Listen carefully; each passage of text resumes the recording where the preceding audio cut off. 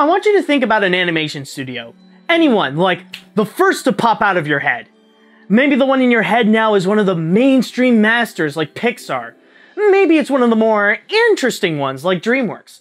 Maybe it's one of the more well-known foreign companies like Studio Ghibli. But maybe it's none of that. Maybe the first you thought of is one of the first, one of the oldest, and one of the most legendary of all time, Walt Disney Animation Studios.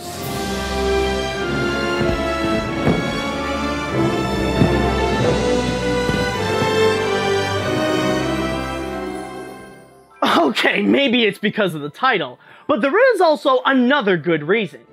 For around 100 years since the company began, Disney has been, and still is, the leading studio of animation, always revolutionizing, evolving, and innovating with every film they make to push the medium to the next level in order to tell some of the most powerful and timeless stories beloved by generations past, present, and future. But even with dozens of animated features in their library, there is one story that stands out among the rest as the greatest from Disney animation, and that is their own. This look back will be telling this epic story by covering their entire history, along with looking into how they made their movies from Snow White all the way up to the end of the 2010 decade with Frozen 2. It is a story that will be interesting, funny, surprising, emotional, and you might learn a few things about some of your favorite movies.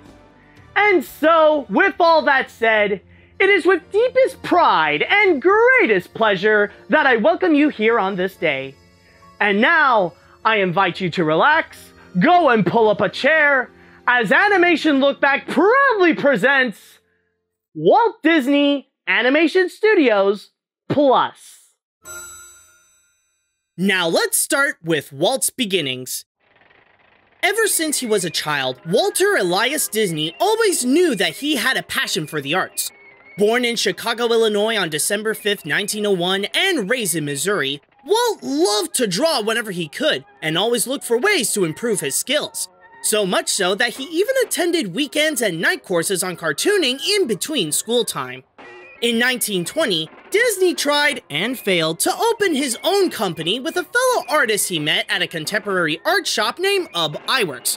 But after the attempt, he discovered a new form of art that would really bring his drawings to life called cell animation, which had a more believable feel to it than the cutout animation that was often used at the time. That was when Walt decided to try running his own studio again by producing a series of animated shorts called Newman's Laugh-O-Grams, named after the main place where they were shown, the Newman Theater in Kansas City, where they told modern versions of classic fairy tales. In other words, Disney's first cartoons foreshadowed his entire legacy. The Laugh-O-Grams turned out to be a hit, but not for long. This began a cycle where Walt would have a short-lived successful series, but once the show ran its course, he would start a new one and repeat the process, all while moving to Hollywood in 1923 after the end of the Laugh-O-Grams, where on October 16th, he and his brother Roy O. Disney opened a new company called the Disney Brothers Studio. The cycle began with Laugh-O-Grams, then there was the Alice comedies, which featured a live-action girl in a cartoon world. Then 4 years later came Walt's first cartoon star, Oswald the Lucky Rabbit. It was going well with Oswald, but then a year later in 1928, Walt got screwed over by his producer Charles Mintz by taking Oswald, which was owned by its distributor Universal Pictures, and most of his animators away from him after refusing a deal that would get him less pay. So while he was making the last batch of Oswald cartoons, Walt and a small group of devoted artists, including his old friend Ilyich, secretly created a new cartoon character to replace the rabbit, and thus, Mickey Mouse was born. His first couple of cartoons, Plain Crazy and The Galloping Gaucho, didn't get much interest, but it wouldn't be until his third cartoon, Steamboat Willie, which was also Disney's first sound cartoon, where Mickey found a distributor and became a phenomenon on November 18th, 1928. From there, Disney quickly climbed up the ranks to become the top animation studio of the industry with the help of Mickey Mouse and a new series called Silly Symphonies, which allowed the studio to experiment and try new things with the medium, starting with 1929's The Skeleton Dance. However, in 1934, despite already making new achievements in animation and creating more beloved characters like Donald Duck, Goofy, and the Three Little Pigs, Walt wanted to create something bigger, something more ambitious, something that no one in Hollywood had ever attempted before. So he gathered up many of his crew and announced his plans to make his next big cartoon. And when he said big, he meant feature length. This was Snow White and the Seven Dwarves, the first ever animated feature in America. It's the story of Snow White, a princess whose life is in danger due to the jealousy of the queen because she unknowingly took her place as the fairest of them all. As she runs away in the forest, she discovers a cottage to hide in that belongs to 7 mining dwarves. Now, as she tries to escape the wrath of the evil queen, Snow White is taking care of the dwarves, all while dreaming that someday her prince will come. While Walt Disney was leading the animation business during the early 1930s, he knew that this success wouldn't last long, as he kept testing new things to do with the medium. As it was evolving, the shorts were starting to get more expensive and less profitable. So, like some have done before him, the only way to survive Hollywood at that point was to make the transition from shorts to feature films. I saw the handwriting on the walls early. This was a short subject, it was just a filler on any program. I just felt I just had to diversify my business. Now, if I could crack the feature field, I could do things. The reason why he went with the classic Brothers Grimm fairy tale as his story for the movie was because he got inspired when he saw the 1916 silent film adaptation by J. Cyril Dawley back when he was 15 in Kansas City.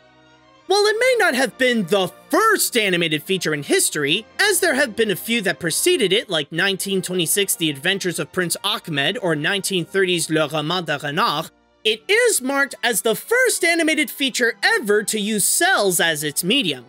But in early 20th century America, the idea of a feature-length cartoon was unheard of, or even one that would last longer than 10 minutes.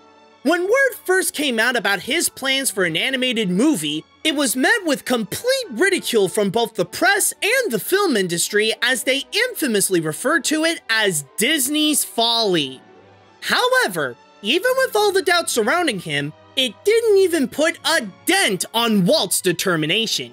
He knew that he was going to make something amazing and was willing to risk everything to prove it. And you'll see a little later that this is not an exaggeration. One of Walt's biggest goals with the picture is to have the audience believe in the characters. What I mean is that even if what the audience would see is nothing but drawings of cartoons, the mission is to have the viewers connect with the characters emotionally, as if they were real people to care about. Sure, cartoons can make people laugh, but can a cartoon make people feel scared, fall in love, or even something that was once considered impossible, can a cartoon make people cry? The film originally had a more comedic edge with all of its characters, but Disney wanted it to be more than just funny. It's that sense of realism that Walt wanted to achieve for the movie, and it's what he wanted to make as his next innovation in animation: realism. If a character is going to feel real, then they would have to look real too.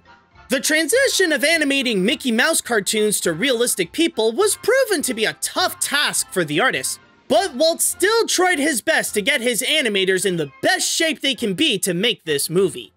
As it was such a huge project, the company managed to hire hundreds more artists to work for Disney. And it was a great time to get them too, since this was made during the Great Depression where everyone was looking for a job. To have them set up to the Disney standards, Walt built an entire art school within the studio in 1932, inspired by a group of artists led by Art Babbitt, where they went and took their own courses after work. In order to achieve the major technicalities to animate the film, several silly symphonies were made to test effects, colors, and especially movements to see if they can do it right for Snow White. One was the 1937 cartoon The Old Mill, in which the team tested out their new machine called the multiplane camera, which held several pieces of artwork and moved the camera to make the animated shot look like it's moving in a three-dimensional environment. But the big one to experiment was to animate characters realistically. To test if they can animate a real innocent and beautiful girl, Disney created the 1934 short The Goddess of Spring.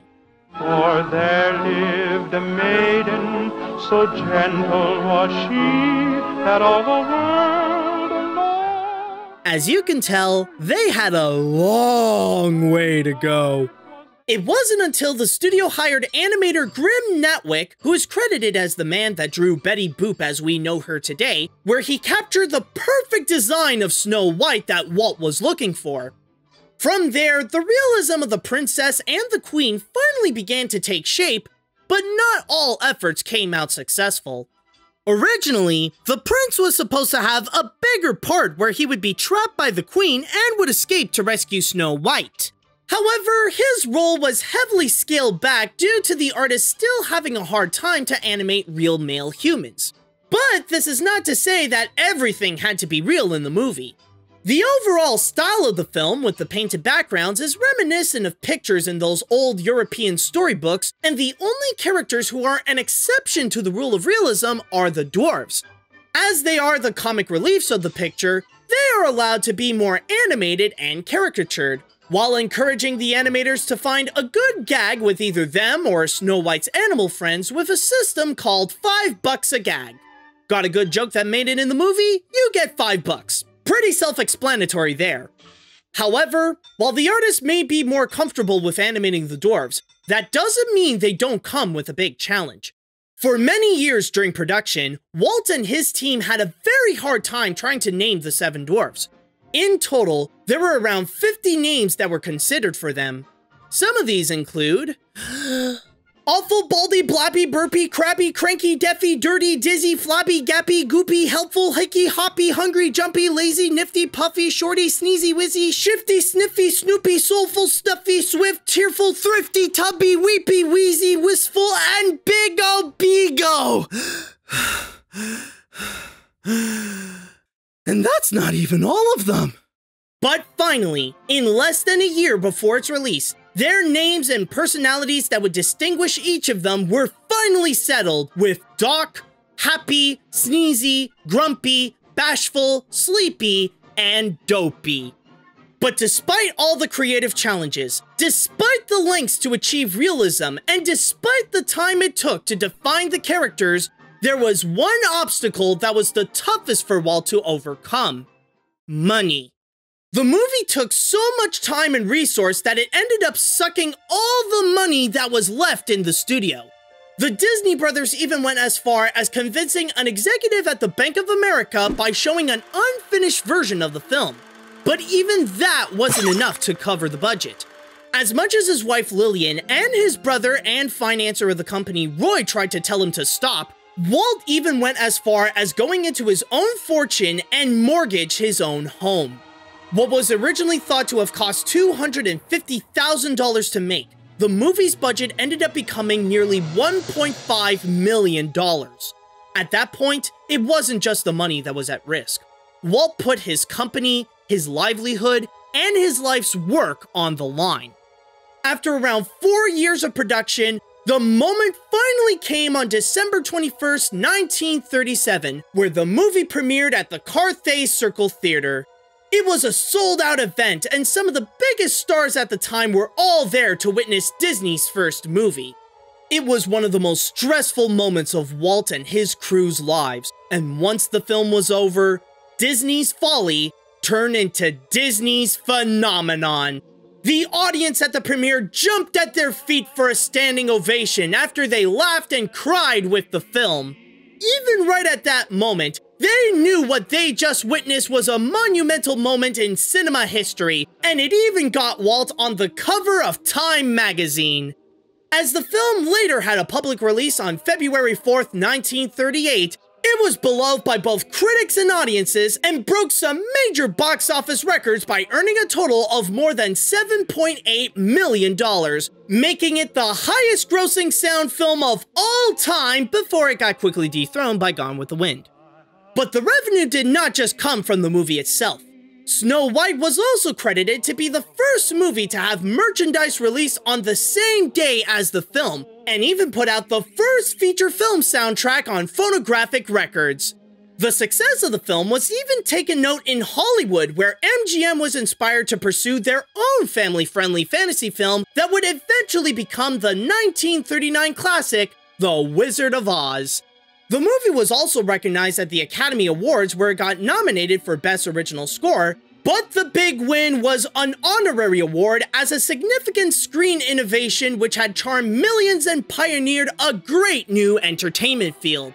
Presented by Shirley Temple, the award was a unique Oscar that had one normal-sized statue and 7 little statues. Aw, ain't that cute?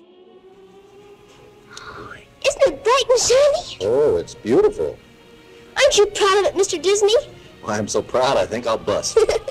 The movie was Disney's first to be re-released when it came back to the big screen in 1944, and started a new tradition of re-releasing their animated films periodically until it stopped when home media became popular in the 1990s.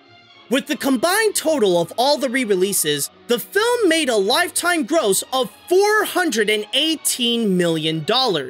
The film would go on to inspire some rides like Snow White's Scary Adventure across several Disney parks, and the Seven Dwarfs Mine Train at Walt Disney World and Shanghai Disneyland, a reimagining animated series on Disney XD called The 7D that lasted for 2 seasons from 2014 to 2016, and an official stage musical in 1969 by Jay Blackton and one of the movie's composers, Frank Churchill, that even performed at the Radio City Music Hall from 1979 to 1980 with over 100 performances. The cultural significance of Snow White got so big that the Library of Congress officially selected the film for preservation in the National Film Registry in 1989, and the American Film Institute put the film on several of their top lists, including number 49 on their top 100 movies list, and at number 34 on their updated 10th anniversary list, number 19 on their top 100 songs with Someday My Prince Will Come, number 10 on their top 100 villains with the Queen, and at number 1 of their top 10 animated films. While it may often be referred to as the greatest animated feature of all time, a more suited title was also given to highlight how it initiated Disney's legacy as the one that started it all.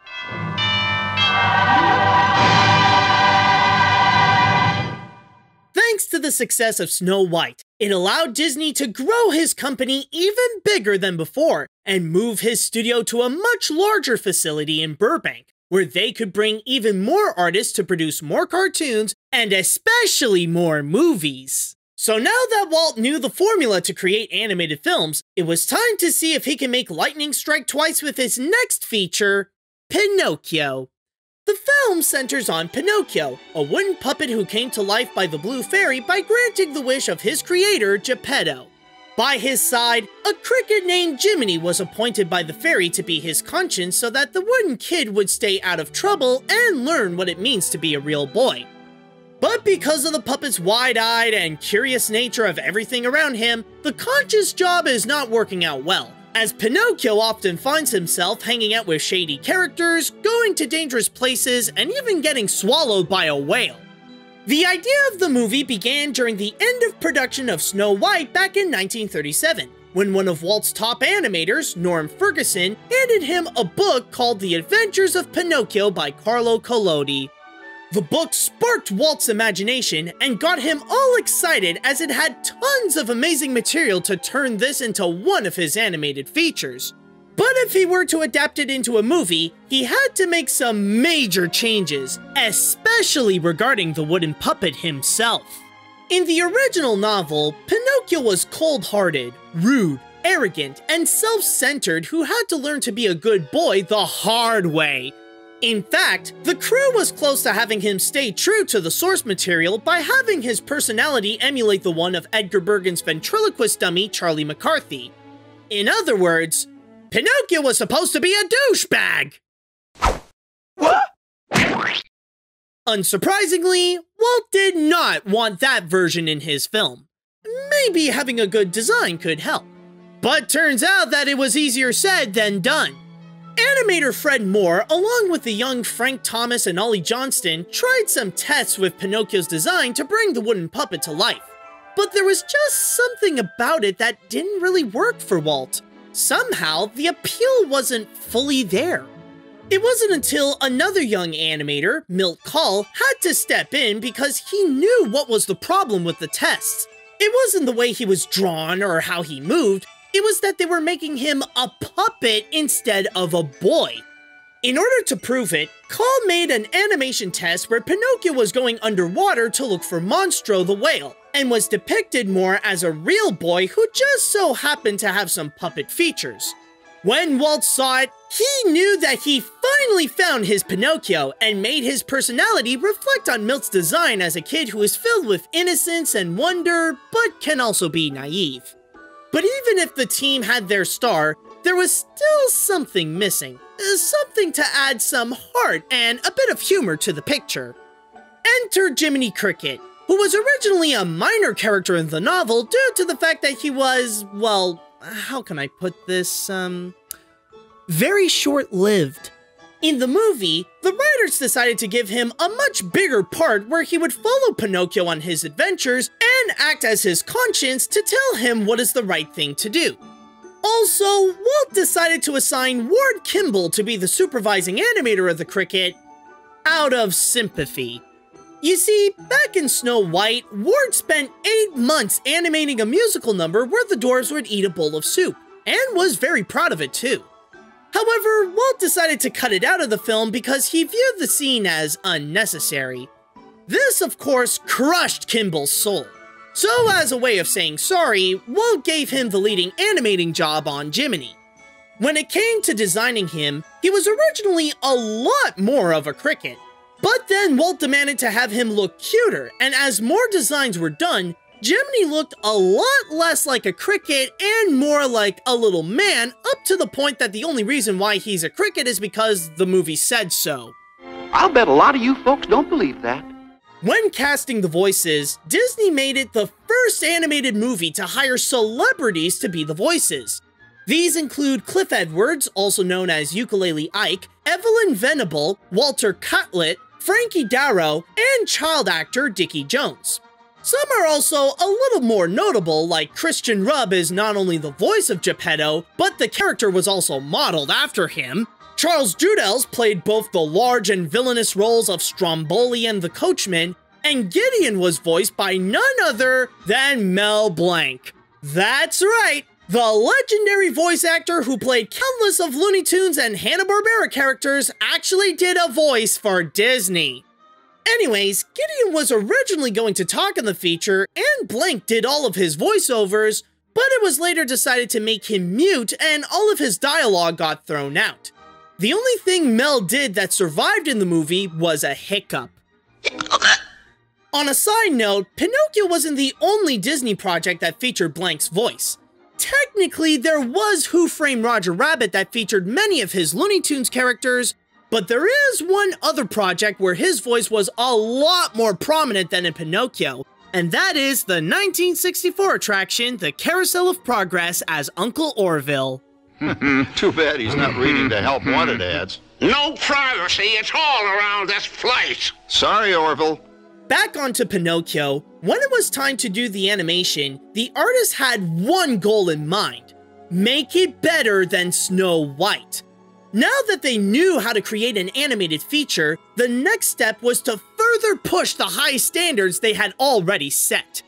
One way of doing so was to fill the scenery with as much detail as possible to bring the environment to full life thanks to Swiss artist Albert Herder and Swedish artist Gustav Tengren.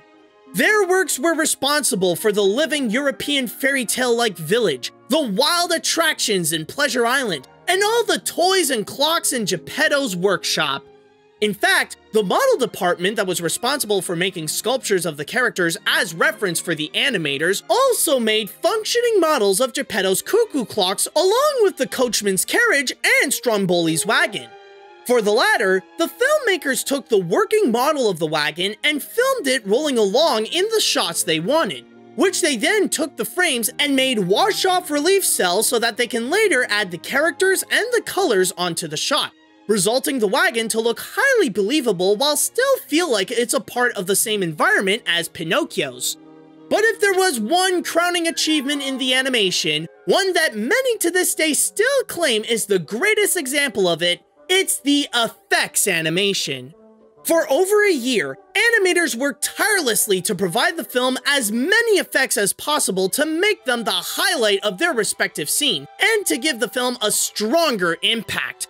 From the natural with the weather and smoke, to the mechanical with all of Geppetto's creations, to the fantasy with the blue fairy's magic, to even the aquatic with all the bubbles when Pinocchio's underwater, and all of the waves and foam caused by Monstro splashing around. It was so good that years later, even the animators look back on the Monstro scene as one of their finest works, where Ollie Johnston stated, I think that was one of the finest sequences the studio has ever turned out, because the water is handled without so much logic in the way the waves work to make it entertaining. As Frank said once, the water's so believable a person could drown in it, and then they do.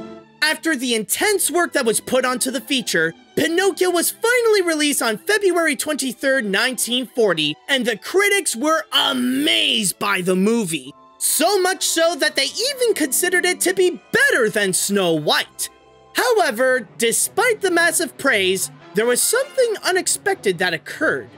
It was a box office flop.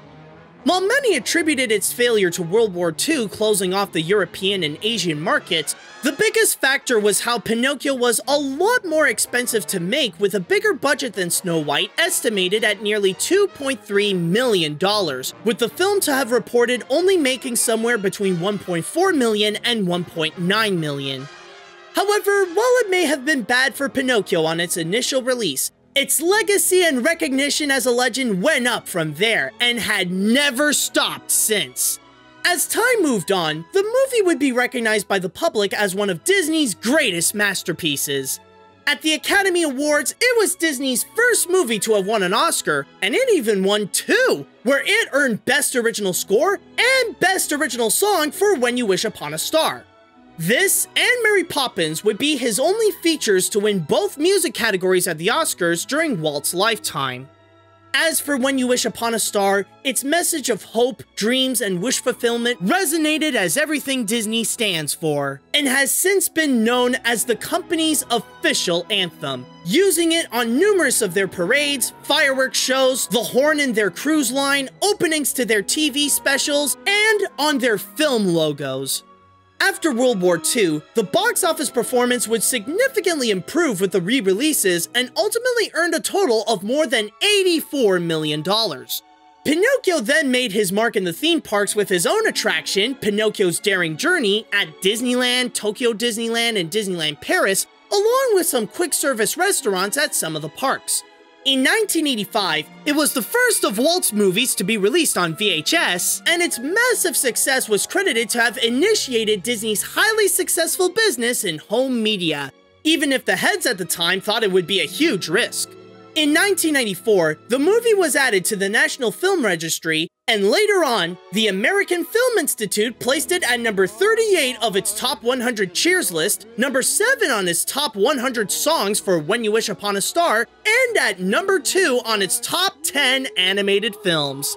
While it may not have been an immediate success, Faith stepped in and saw it through. It made A Wish Upon a Star to have the same masterpiece status and cultural importance as Snow White. And if there's one thing that the movie taught us, When You Wish Upon a Star...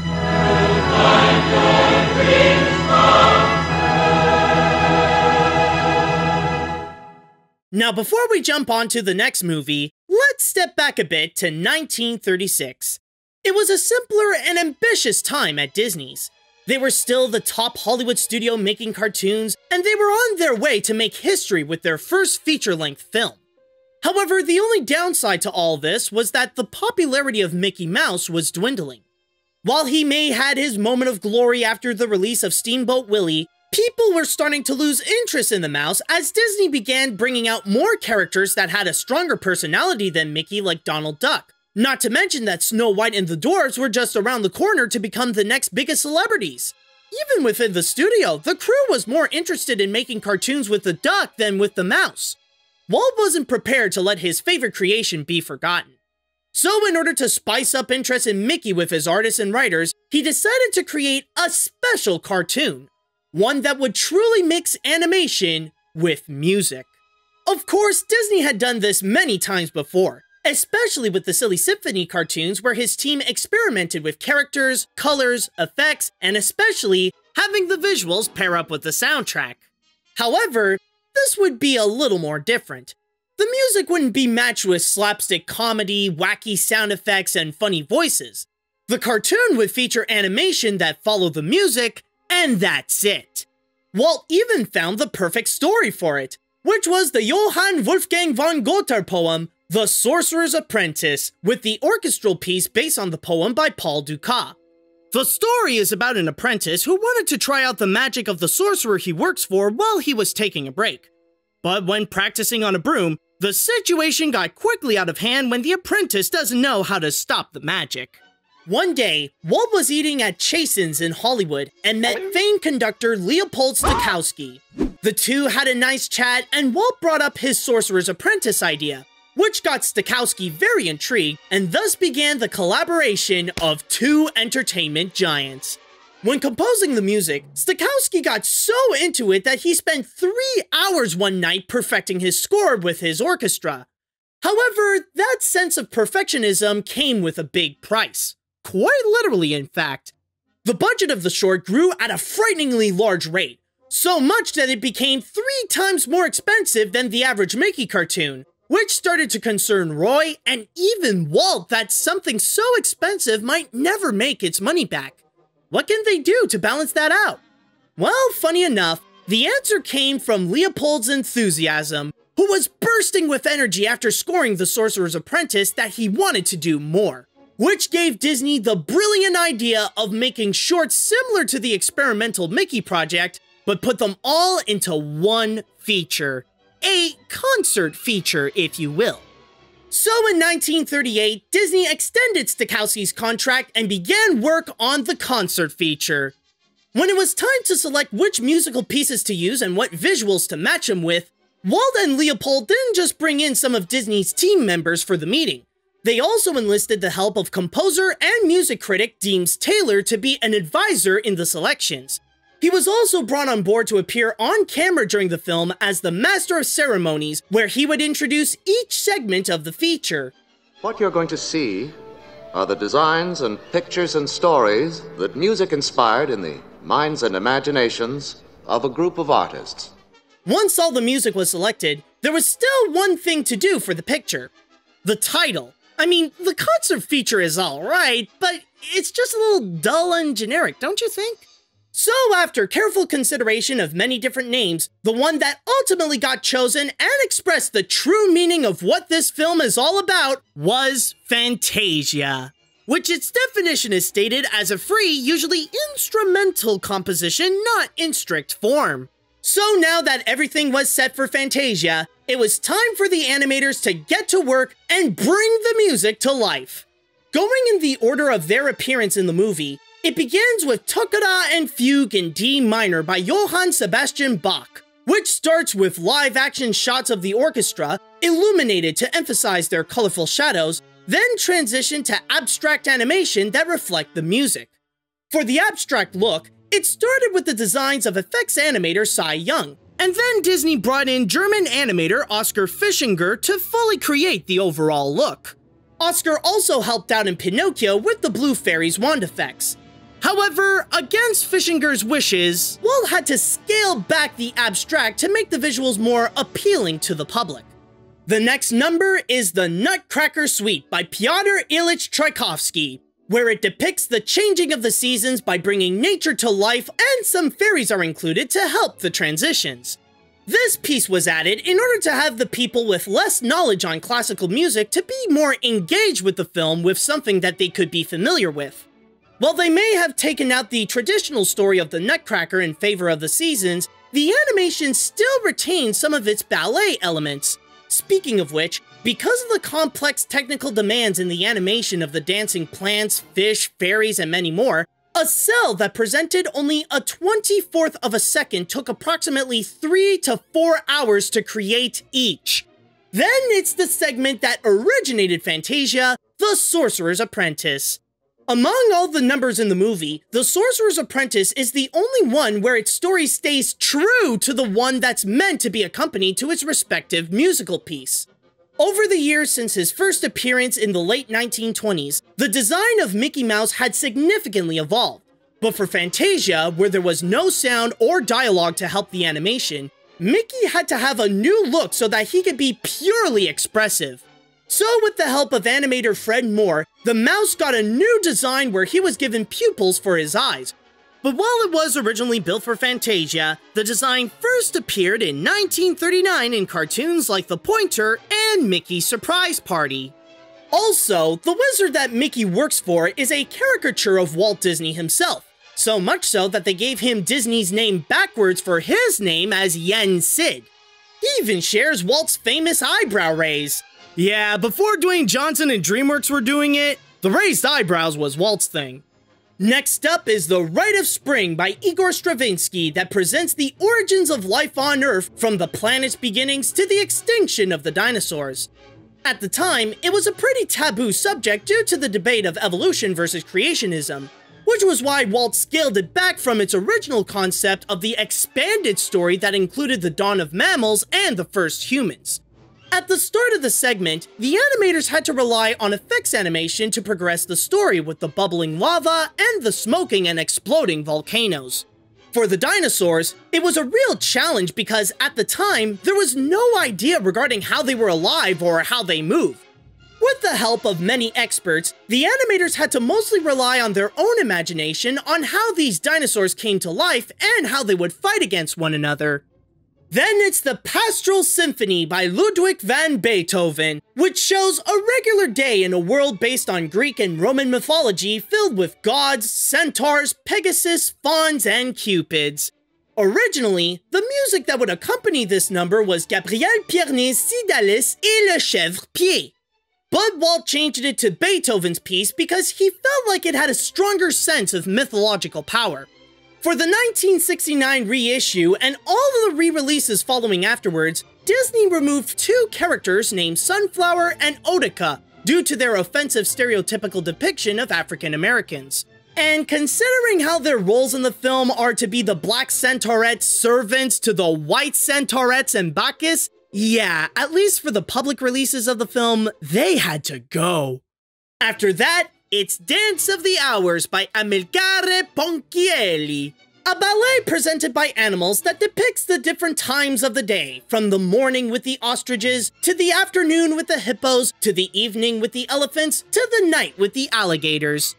As it is the more comical segment of the feature, the point of this number is to be a parody of all those high-class dance numbers that were often found in movies at the time. Even the selection of the music with Dance of the Hours is part of the joke. The biggest challenge in this segment for the animators is getting familiar with the art of ballet. Sure, there was a bit in the Nutcracker suite, but that was more of an abstract depiction of it. Here, however, they had to not only literally animate ballerina dancers, but also depict them as animals. This was why the animators mainly spent their time on researching and studying ballet dancers and the animals they had to work on. And finally, it's Night on Bald Mountain by Modest Mussorgsky and Ave Maria by Franz Schubert, where it begins with the giant devil Chernobog summoning spirits all around the mountain, but was stopped by the sound of bells at the crack of dawn, which follows a group of monks with torches walking through the forest, and ends with the sun rising for a new day. For the design of both parts, the animators made sure to stay true with the works of book illustrator Kai Nielsen, who helped capture the signature look of the pieces. As for the iconic devil Chernobog, the animation was led by Bill Tytla, who had experience with animating a large and threatening character with Stromboli in Pinocchio. It also helped that his Ukrainian origins made him familiar with the folklores behind the tale of Bald Mountain, which the story here is a little more faithful to the one for the music piece than some of the others. When capturing references, Disney hired Dracula actor Bela Lugosi to do the poses for Chernobog, But Titla didn't like him and instead got the director of the sequence, Wilfred Jackson, to do the poses with his shirt off. As for the Ave Maria sequence, very little animation was actually used, and it put the scenic backgrounds and the multiplane camera to the ultimate test. It took 9 men 6 exhausting days and nights to pull off the long single shots of the 6-minute part. In the original ending, the forest would go through a stained glass window of a cathedral, and inside would show a statue of the Madonna. Of course, this ending was a little too religious, and maybe a bit too on the nose as well with the whole heaven versus hell motif. In its place, to make the ending more universal, through the forest lays a valley where the sun rises from the hills as a symbol of hope. But combining classical music with Disney's top quality animation wasn't enough for Walt. He wanted the audience to experience the music like no other movie could at the time, as if they were standing next to Tchaikovsky while he was orchestrating his music. So Disney's engineering team devised an invention that they called Fantasound, which allowed the movie to have different soundtracks play in the left, center, and right stage of the theater, with additional soundtracks being played in the backside of the room as well, giving the illusion that the sound is traveling everywhere while several people in real time had to control the movements of the audio channels. In modern terms, Fantasound was the prototype of the surround sound system, making Fantasia the first movie to use surround sound. But that wasn't all. As it was a film unlike any other, Walt wanted to treat this not like a movie, but like an event. Since Disney's distributor at the time, RKO Radio Pictures, refused to release it under their company for being way too different for their taste, for the first time, Disney managed the distribution on their own. On its initial release on November 13th, 1940, Fantasia became a major roadshow attraction shown in 13 theaters across America, with the first to open at the Broadway Theater in New York City, all of which set up with the Fantasound system.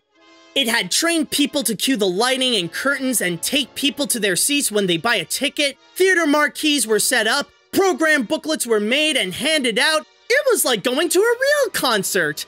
However, despite all the glamour of the roadshow, the technical innovations of Fantasound, and the new levels of art achieved by both Tchaikovsky's music and Disney's animation, the result turned out to be as well as Mickey when he lost control of the brooms. In terms of the reception, it was very split, where people either loved it or despised it. There were film critics who praised the movie as another great masterpiece from Disney. But then there were prominent figures in the classical music community that resented the film by either claiming that the animation robbed the integrity of the music, or said that Tchaikovsky butchered the musical pieces. As for the box office, it was an inevitable bomb by only making approximately $1.3 million. Sure, during the screenings, they were a big hit among those who have seen it, but there were too many factors that played in the feature's demise. The budget was as big as Pinocchio's at nearly $2.3 million, the cost to set up Fantasound was $85,000 for each theater, World War II was blocking off some of the international markets, and not to mention the fact of the very limited amount of areas that showed the feature. Originally, Disney wanted Fantasia to be an ever-evolving project, where the film would be re-released every few years, but would feature a brand new segment with every reissue. Some were already in consideration, some had Deems Taylor already recorded his introduction, some that Leopold had conducted the music, and for one of them, Clair de Lune by Claude Debussy, was completely animated. But due to the failure of the film's first run, all those plans were completely cancelled. The Clair de Lune segment was later repurposed and rescored for the Blue Bayou segment in the 1946 film Make Mine Music. By 1941, RKO changed its mind and decided to help Disney with a better release of Fantasia, but under a few conditions. One was to remove the whole Fantasound system and have the movie be in mono to make it easier to distribute, and cut the film's 125-minute running time to 81 minutes, removing the Toccata and Fugue number and a lot of Deems Taylor's introductions. All cut up, its surround sound magic taken away, and ended up as a disaster for Disney that made the studio lost money. Fantasia hit rock bottom. But if there is one good thing to note about that, its future had only one direction to go from there, and that is up. In 1942, the film received 2 honorary Oscars at the Academy Awards.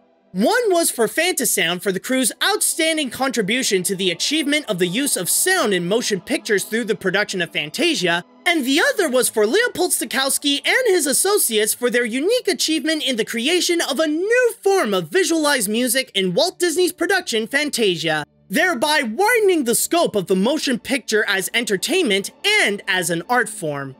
For the 1946 reissue, the movie almost returned back to normal as the Toccata and Fugue segment returned along with Deems Taylor's introductions, but altered to have them shortened to give the film a new running time of 115 minutes.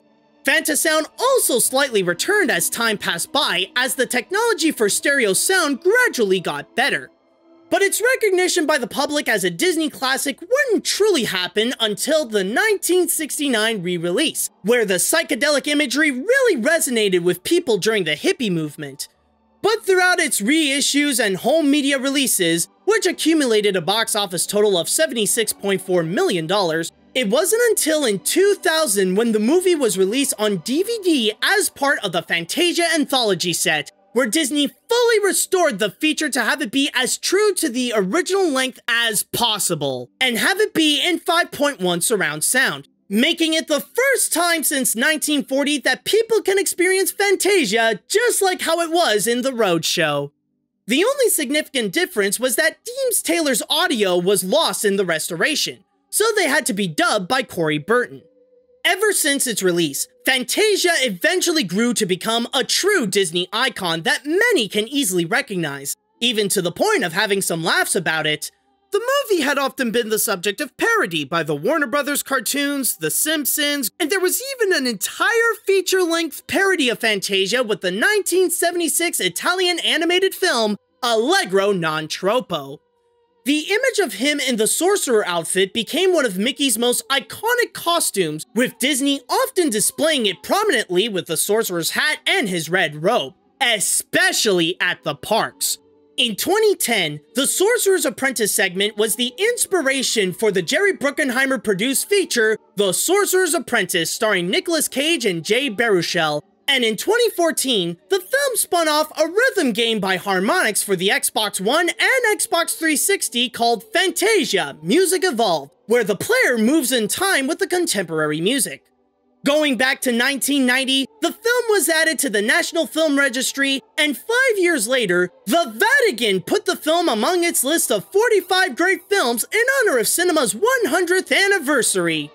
Later, the American Film Institute put this film at number 58 of its top 100 movies list and at number 5 on its top 100 animated films.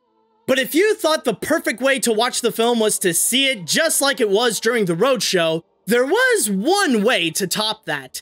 A series of concert presentations called Disney's Fantasia, Live in Concert, had toured around the world to not only present the segments of both the film and its sequel on the big screen, but also feature a live symphony orchestra playing the music with the animation.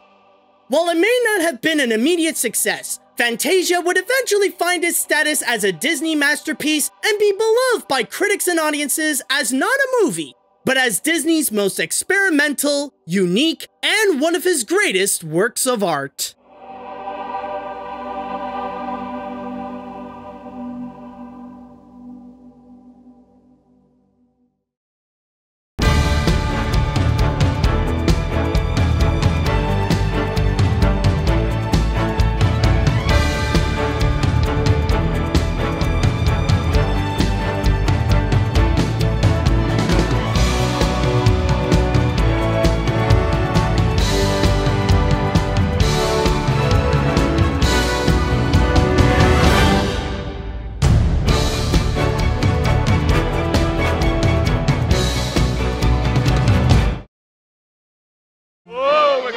hit the big boss for a raise. Yes, we're going to hit the big boss for a raise.